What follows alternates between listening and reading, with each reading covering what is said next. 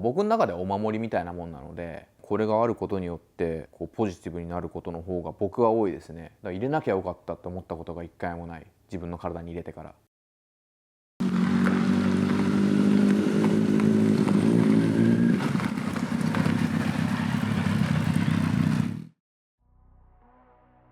彫り師になりたいっていうよりかは言えたいっていうところから始まってて、で僕たちの時代ってその携帯電話とかそのパソコンとか持ってる人がだいぶ少なかったので、僕の場合は独学で始めちゃおうって、自分で彫っちゃおうっていうところから始まった感じですね。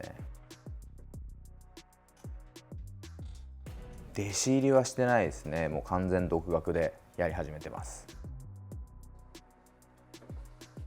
ニードルっていうのがもう針で、そのラインっていうのが線なんですけど、針みたいに細い細かい線をかけるよとかっていうイメージから作ってるんですけど、太く短くよりかは細く長くやっていきたいなっていうイメージがあって、それで作った名前ですね。人に初めて彫ったのは太陽のトライバルだったかな。太陽の形のトライバルタトゥー、塗りつぶしてある模様っぽい感じのモチーフのものですね。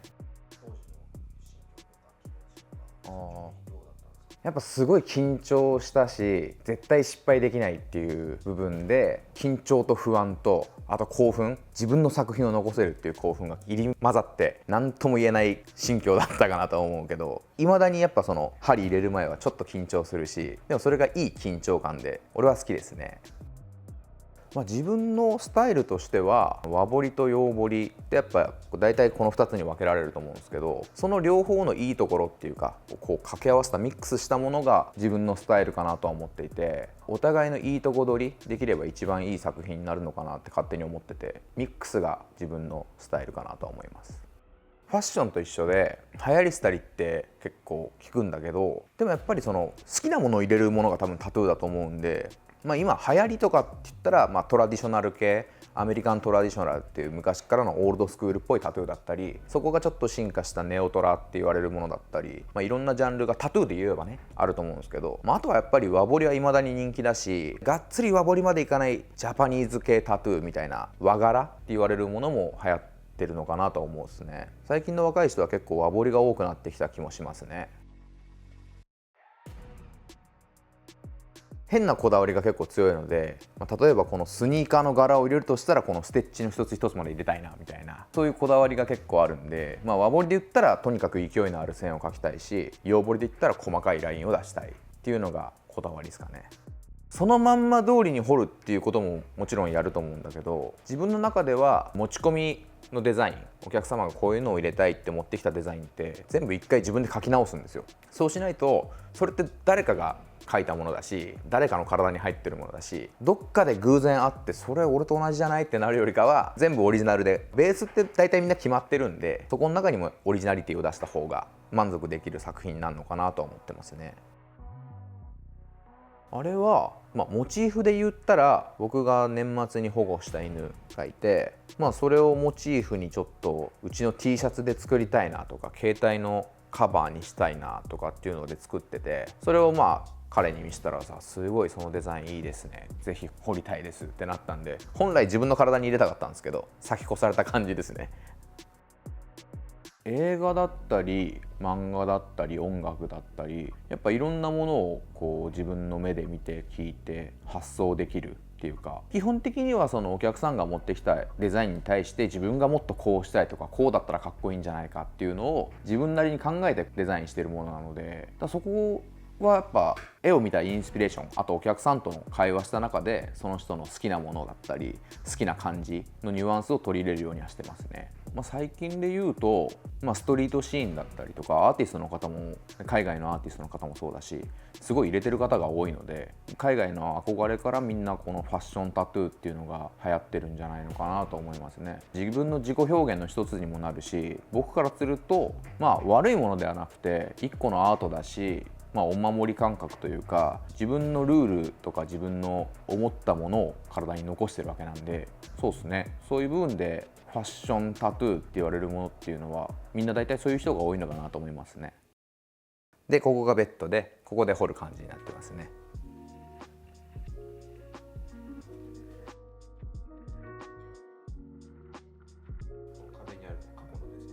そうですね、書いたものですね。本当その一部に過ぎないんですけど、そこの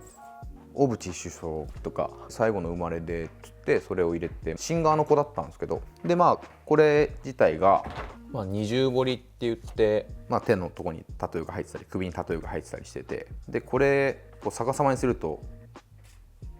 街になってるんですよね。ニューヨークの街並みになってて、これをちょうどその子がシングル出した時のジャケットで使われてたんですよ、この街並みが。それをイメージしてデザインしてやったんですけど、彫り終わるまで自分で気づいてなかったみたいで、これお前のシングルのやつだよってジャケットにあった写真だよって言ったらすげえ喜んでましたね。これは結構思い出深いですね。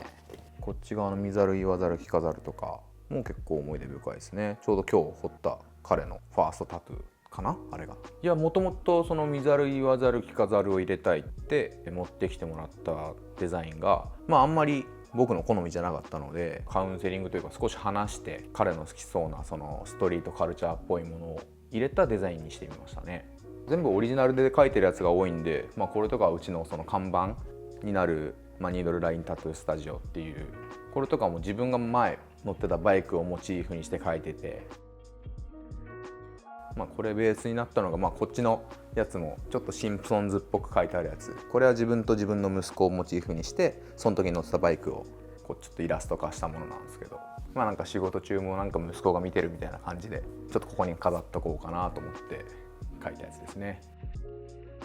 モチーフは男の子はみんな好きな秘密基地感がすごいいいなと思ってて、何でもそうなんですけど、僕はそのあるものに対してここだったらこういう風にしたいなとかっていうイメージの作り方をするんですよ。バイクでもそうだし服でもそうだし、でここに関しては場所によっていろんな店があるし、それこそすごい綺麗なサロンみたいなスタジオもあるし、アメリカンなバーバースタイルだなっていうタトゥースタジオもあるし、僕はたまたまこの場所を見た時のイメージが秘密基地っぽかったんで、秘密基地モチーフで男の子の好きなものがいっぱいあったらいいなっていう感じで作ってますね。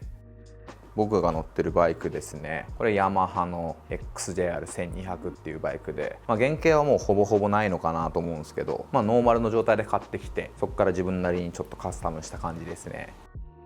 今現在で所持してるのが4台のうちの1台で、これが大体メインで乗ってるバイクですね。XJR 自体が結構古いバイクなので、それを乗ってる人っていうのは大体ちょっとやんちゃな形で作る人が多いんですけど、僕はそのスクランブラーとか映画のマッドマックスとか、あとはウォーキングデッドとかに出てきそうな感じで、ちょっとラットなというか、これも全部ペイントでやってて、もともとは黒のやつをちょっとアルミの削り出しっぽい塗装にしてみて、サビっぽいのを入れてみたりしてますね。この横とかもそうだし、男らしいというかワイルドな感じというか、ちょっとタフな感じがすごい好きで、結構今一番お気に入りですね、このバイクが。事故った時に車と違って受けるダメージももろなんで危ないなっていう乗り物だとは思うんですけど、やっぱ乗らなきゃ分かんないものってあって、風とかの匂いもそうだし、季節の匂いなんとなく感じたり五感で感じられるのって車より絶対バイクの方があるなと思うし、バイクはすごい生きていく中で本当乗ってよかったなって思える乗り物ですね。高校が通信に編入して、でその後にみんなが進路を決めていく中で、全然やりたいことっていうかこれっていうのが見つかんなくて、唯一その堀が音楽やりたいなってずっと思ってて、中学校の時とかバンドはやってたんですよ。そういう延長線でなんか音楽やったり入れ墨掘ったりしたいなぐらいの軽い気持ちでいて、でたまたま、うちのおじいちゃんおばあちゃんとかと話してる時に「お前将来何になりてんだ?」って言われて「堀師やりたい」って言ったらすげえ反対されて、で警察学校に入るか手に職つける専門学校に行けって言われて、で美容師の通信で美容学校に入って、いろんな練習するじゃないですか。ロット巻いたりとか、向いてないなと思って、器用にはできるんですよ。すぐできちゃうんだけど、やりがいが全然自分には見出せなくて、これ本気でやりたい人じゃないと国家試験なんて取れないなと思って、でその時はちょうど車も好きだったんで、車にばっかお金使っちゃって学校に行けなかったっていうのがあるんですけど、そっからですね、もうそれで学校をフェードアウトして普通に仕事しながら堀師やりたいなと思ってマシン買ってやり始めたりとか、それと同時進行で音楽もやり始めてって感じですかね。今に至るまでの流れで言うと、音楽と入れ墨が結構自分の中では長くやってたもので、音楽は結婚して子供ができたらやめるつもりだったので、自分一人で満足できるような生活はできてたと思うんですけど、ギャンブルじゃないですか。そこに家族とか巻き込むのはちょっと違うなと思って、絶対売れるからちょっと待っててね、支えてねっていうタイプの人もいると思うんですけど、そこで勝算が少ないものに自分の夢を追いかけるよりかは、新しいその家族っていうものを自分の夢として守り抜くというか、そっちにシフトチェンジして音楽はすっぱりやめちゃいましたね。入れ墨だけはずっとやってますけど。僕たちが中学生ぐらいの時にそのチーマーとかって言われるような人たちが出てきてたんですけど、自分たちの知ってる先輩たちが着てた服とは全く違くて、すごいおしゃれだなって、やっぱアメリカのカラーギャングを真似てる部分もあったので、すごい新鮮でしたね。そこら辺はちょっとルーツになってるのかなって。聴く音楽もやっぱヒップホップとか R&B とか海外のものを聴くのが多いんですけど、やっぱ大体その時の聴いてた年式の人たちってみんな同じようなファッションをしてて、ちょっとゆったりめのパンツでとか、やっぱそういうファッションは未だに好きっすね。やっぱ日本って閉鎖的な国だし、入れ墨とかそのタトゥーって万人受けするものではないので、いろんな偏見を持たれるとは思うんですよ。一番分かりやすいので言うと、お風呂とか、お風呂でやっぱ入れ墨お断りとかっていうのはすごい書いてある。その理由がはっきりしてればみんな納得すると思うんですよね、入れられてる方って。僕もそうなんですけど、昔で言う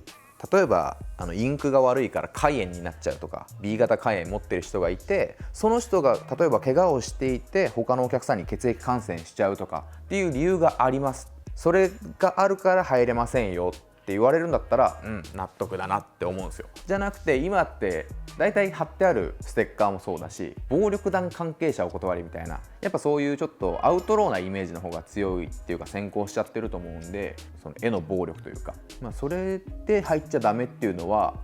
ちょっと日本ってダセえなって思う部分ですよね。そこでその人たちの生き方を制限しちゃうものになっちゃうから、もっとそういうもんじゃないんだけどなっていうふうには思います。やっぱ海外だともう全然警察官でも全然入ってるし、看護師さんだったりお医者さんでも入ってるし、それが入ってるからってその人の人生がマイナスになることってあんましなくて、やっぱ顔とかにガンガン入っちゃってる人ってやっぱ仕事に就きにくかったりはすると思うんですよ、海外でももちろん。じゃなくて普通にすごい昔の文化かもしれないけど、自分の父親とか母親世代の海外の人って入ってなかったら、ちょっとあいつダセえなっていうか、すごい偏見的な言い方するとなんかオカマじゃねえのって言われるような文化もあったぐらいなので、男らしいものっていうね、思い取られ方もあるし、難しいとこですけどね、海外の方が全然自由にやってるかなと思います。もちろんやっぱ彫り終わって自分のこの入れた部分を鏡で見ながらニコニコしてたりとか、すごい満足そうにしてるお客さんの顔を見た時はやっててよかったなって思うし、あと自分の中のエピソードとしては、昔自分でいたずら彫りしちゃって恥ずかしくて脱げないと。でも見た目で言ったらすごい入ってそうに見られちゃうから、お前何入ってんのちょっと見してよって言われた時に見せられない。でどうにかしたいっていうのでうちでカバーアップしたんですけど、もう今はがっつり背中まで全部入ってて、その人とかは彫ってるうちにどんどん元気になってったというか、自分に自信ついてきた感じがしてたので、そういうのを見てるとなんかすごい良かったなって、この人のためになったなって。大体みんな足かせになるって言われるんですけど、入れ墨入れちゃったら終わりだねとかっていう人っていると思うんですよ。もう何もできないじゃんって。じゃなくて、そういう逆に自分に自信持って新しくどんどんいろんなことができるようになる人もいるんだよっていうのは、自分の中では結構思い出に残ってますね。自分のタトゥーってすごい統一感もないようで、自分なりに思い出があるもので全部入れてるんで、全体的に思い出はありますよね。初めて彫ったやつもそうだし、なんか自分はもう子供がいるんですけど、それの名前をモチーフにした柄だったりとか、自分の母親と自分だったりとか、いろんな、意味合いはあって入れてます。こっちは自分の子供と嫁さんベースで、こっちは自分の母親と自分のちっちゃい時で、これかな、これは結構なんか意味合い的に好きで、なんかドリームキャッチャーみたいなイメージで、このクモの巣なんですけど、これで全部来たものを捕まえて、綺麗なものだけ残す、悪いものはこいつに食わせるっていう意味で、だから綺麗なお花だけ残ってて他のものはないみたいな。もうだから悪いものは全部こいつにやっつけてもらって、綺麗なものだけ自分に残るように、悪いものは残らないみたいなイメージでこれは作って彫ってもらいましたね。将来的な夢はすごいなんか着地地点が僕の中では結構低くて、ずっと好きなことやって暮らしたいんですよ。そうだから嫌なことはやりたくないし、本当楽しいこと、自分が好きなことだったらいくらでも熱中して追求できるんで、そういう風に今みたいに入れ墨とかバイクとか好きなものをとことんやって、それで何かしらのこの人の人生の影響を与えられたら一番楽しいなって思ってるんで、どういう形になるのかは分かんないですけど、この秘密基地で楽しくそういう風にやっていけたらいいなっていうのが目標ですね。タトゥーとは深いですね。僕の中ではお守りみたいなもんなので、これがあることによってこうポジティブになることの方が僕は多いですね。だから入れなきゃよかったって思ったことが一回もない。自分の体に入れてからここにこれじゃなかったなっていうのはあるんですよ。もっとこっちに入れればよかったなとかっていうのはあるんですけど、入れなきゃよかったっていうのは一回も思ったことないんで、いつか着る服がなくなってもこれだけあればギリギリ恥ずかしくないかなっていう感じですかね。どうすか？めっちゃいいっす。